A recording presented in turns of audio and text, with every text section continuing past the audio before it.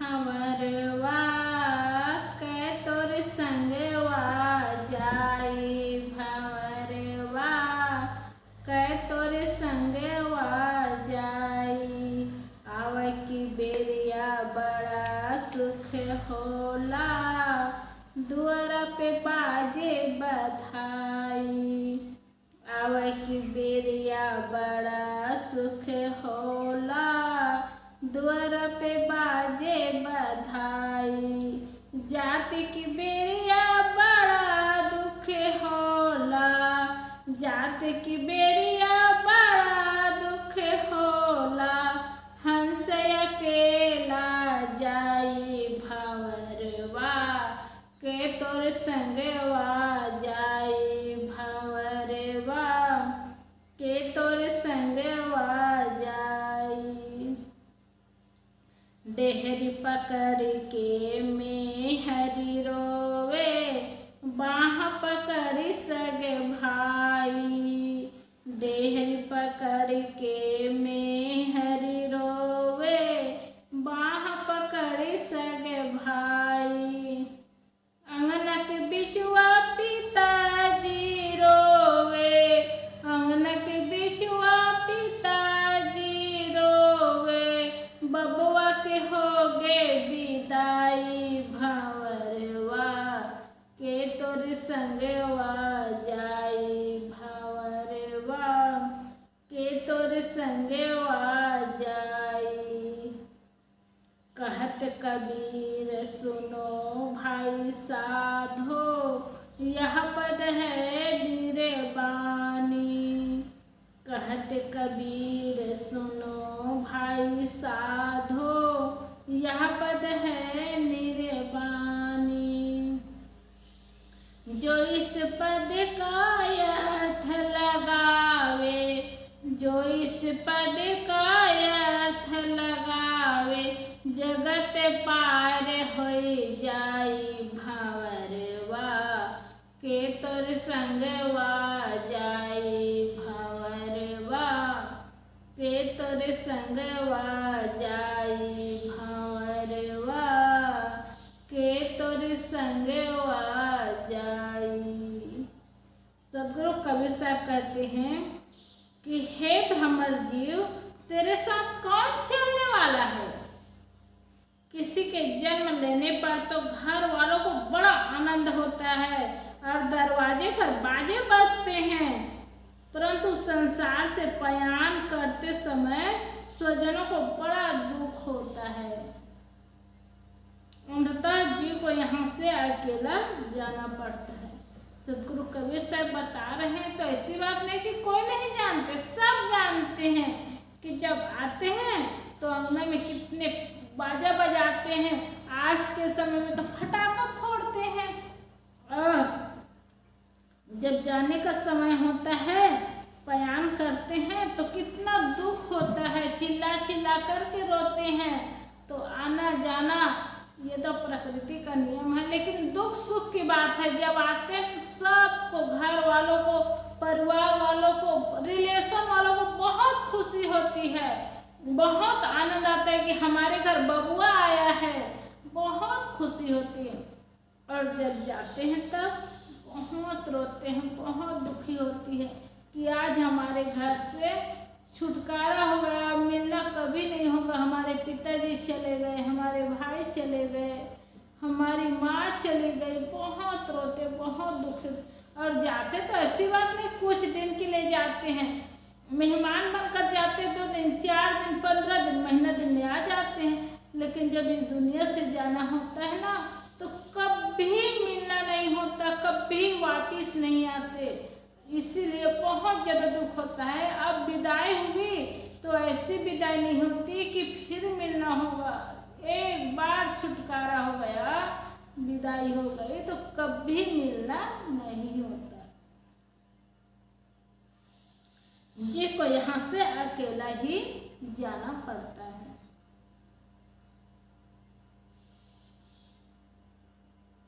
डेहरी पकड़ के मेहरी रोवे बाह पकड़ी सग भाई।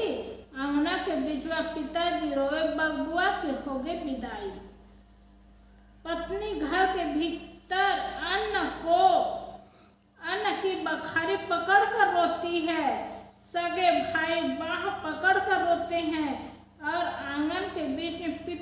रोते हैं कि अब बबुआ की सदा के लिए विदाई हो गई।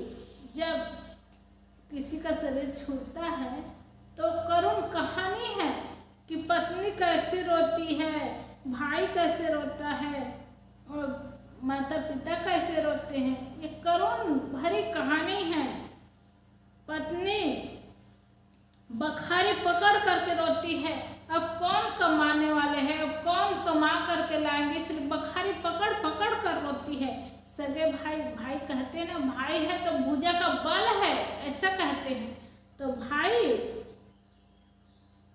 बाह पकड़ कर रोते हैं, अब मेरा बल नहीं रह गया, मेरा बल चला गया, मेरे भाई छूट गए। भाई भुजा पकड़ पकड़ करके रोते हैं कि मेरे भाई चले गए। और आंगन के बीच में पिताजी रोते हैं, क्योंकि माता पिता के लिए तो बेटा चाहे कितना बड़ा रहे, लेकिन माता पिता के लिए तो बच्चे ही होते हैं, लाला ही होते हैं। तो माता पिता रोते हैं कि बबुआ की विदाई सदा के लिए हो गई। बबुआ मतलब बेटा, प्यार की भाषा में बबुआ कह रहे हैं, और बेटा की विदाई हो गई तो सदा के लिए हो गई करके पिताजी बहुत रोते हैं। सज्जनों, माता पिता के रहते बेटा का छूटना, बेटा का चले जाना बहुत दुख भरी कहानी है। वो माता पिता को सहन करना और जीना बहुत कठिन हो जाता है, दुख भरी कहानी हो जाती है। उसके दुख और दर्द को कोई नहीं समझ पाएंगे। जो माता पिता को कष्ट होता है, पीड़ा होती है, दुख होता है, क्योंकि वही माँ 9 महीना गर्भ में रखती है और खून को गिरा करके बच्चे को जन्म देती है, और जन्म के बाद भी बच्चे की परवरिश करती है माँ, और बच्चे को खिलाती है, तब खाती है, उंगली पकड़कर चलना सिखाती, ममता की शीतल छाया देती, वही तो माँ है।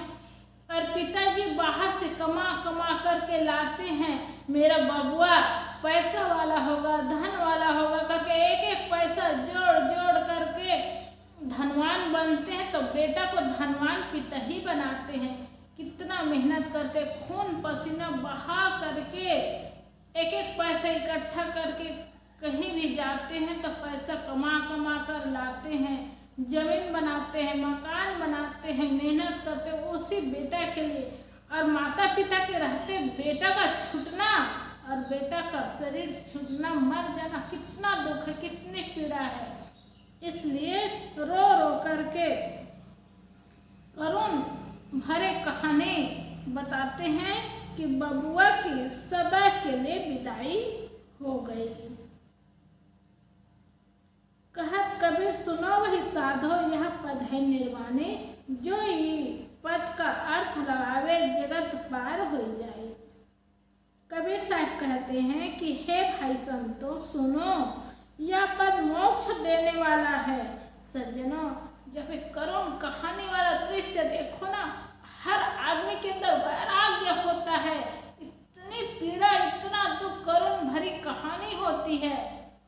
सदगुरु कबीर साहब इसी को कह रहे हैं कि हे भाई संतो सुनो, यह पद मोक्ष देने वाला है। जो व्यक्ति इस पद का अर्थ लगाकर उसका जीवन में आचरण करेगा, वह संसार सागर से पार हो जाएगा।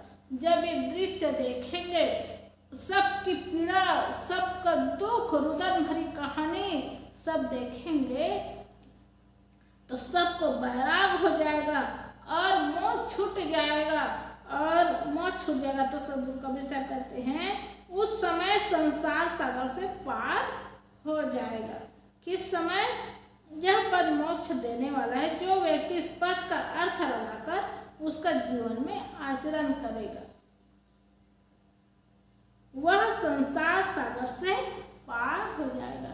हम सब मोह माया में पड़े रहते हैं, उसी में बिलखते रहते हैं, तो लगता है यही सही है, यही सत्य है। और अच्छा के समय तो सबको अच्छा लगता है, सब खुले रहते हैं, लेकिन जब दुख भरी कहानी आती है, उस समय किसी का शरीर छूटता है ना, कितना मोह माया में लिप्त रहने वाले उसको भी वैराग होता है और माया में लगे रहे ना तो बैरागी को भी मोह खींचता है, आकर्षित होते हैं।